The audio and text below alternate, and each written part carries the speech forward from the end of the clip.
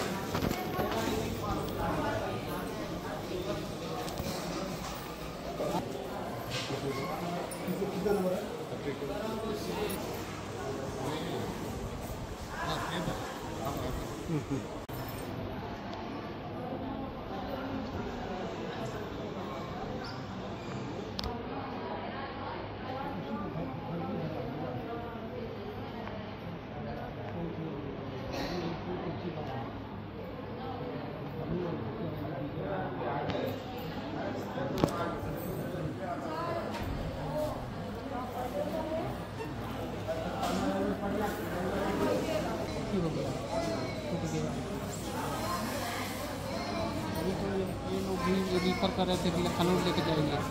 हम बहुत फिर देखिए उसको बोले कि भाई गरीब आदमी है, तो रात 12 बजे 3 बजे हम 3 जगह में रिफर हो गया।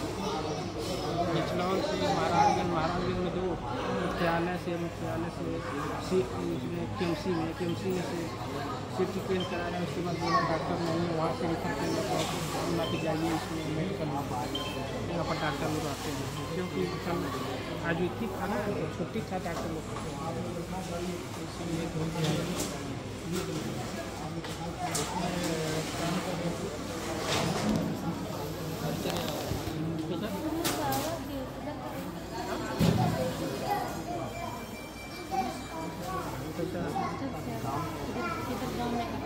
हाँ गाँव में जहाँ